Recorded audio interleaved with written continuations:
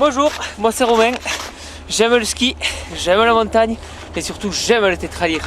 C'est une espèce que je vais rencontrer avec des acteurs aujourd'hui et du coup je vais mettre en place des zones de défense pour le tétralyre en période d'hiver. Du coup venez avec moi et je vais vous présenter tout ça.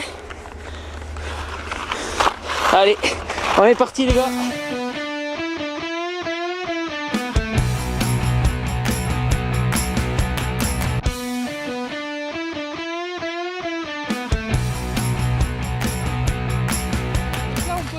Un balisage pour mettre en protection les zones d'hivernage des tétralyres, comme ils passent l'hiver sous la neige, pour qu'ils ne soient pas dérangés par les skieurs qui font du hors-piste et qui traversent la forêt.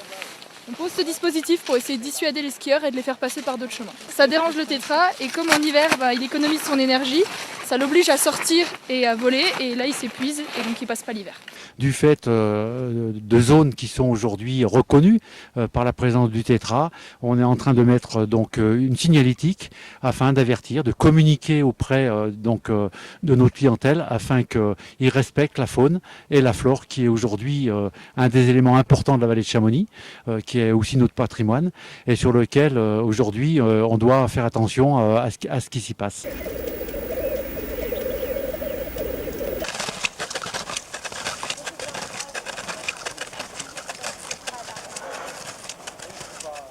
Fait suite à ça, c'est une campagne de communication. Donc avec la compagnie de Mont-Blanc, on a créé des affiches. On va les trouver sur tous les départs de télésièges, de télécabines et aux abords des zones qu'on a balisées ce matin. Voilà, pour faire comprendre aux skieurs pourquoi on a fait ça et pourquoi on leur demande de ne pas aller dans ces zones-là.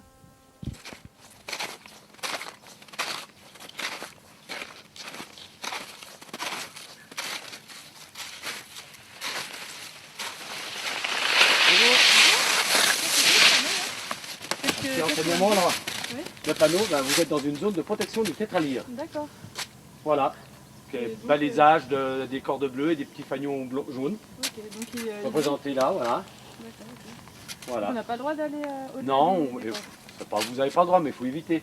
D'accord. Ça serait sympa, ça serait sympa. Comme ça, vous ne dérangez pas le tétralyre. D'accord, sinon ça te dérange. Ça dérange, et puis vous savez bien, vous n'êtes pas censé savoir, mais si vous le levez 2-3 fois, après, bon, l'animal ne survivra pas. Voilà. D'accord, ok.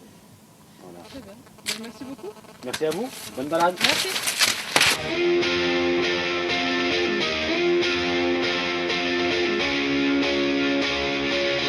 Pour les câbles, la dangerosité des câbles, c'est tous les types de câbles confondus, que ce soit remontée mécanique ou également ligne électrique.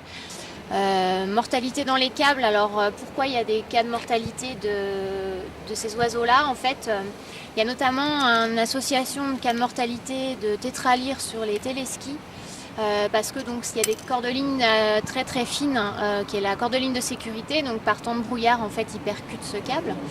Donc en fait à chaque type d'infrastructure, il y a un type de matériel qui correspond. Pour le téléski, donc l'infrastructure la plus dangereuse pour le tétralyre, en fait on met en place des petits flotteurs ovoïdes rouges.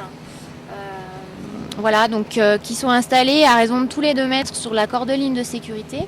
Et en fait, on n'a plus cas de mortalité après sur ces appareils. Les infrastructures aussi également touchées, où il y a des cas de mortalité avérés, sont les téléportés, donc c'est tout ce qui est télésiège, télécabine. Un système de spirale avifaune qui se mettait dans la partie ajourée du câble, du multipaire.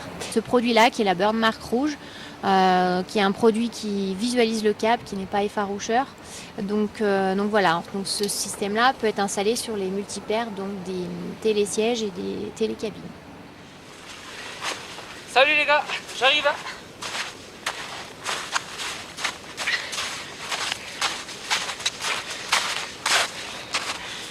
Bon, j'espère que cette vidéo vous a plu. Je viens de mettre en place des zones de défense, des clôtures bleues. Donc dès que vous voyez ces clôtures là, il faut éviter d'y passer à travers pour protéger le tétralyre d'hiver.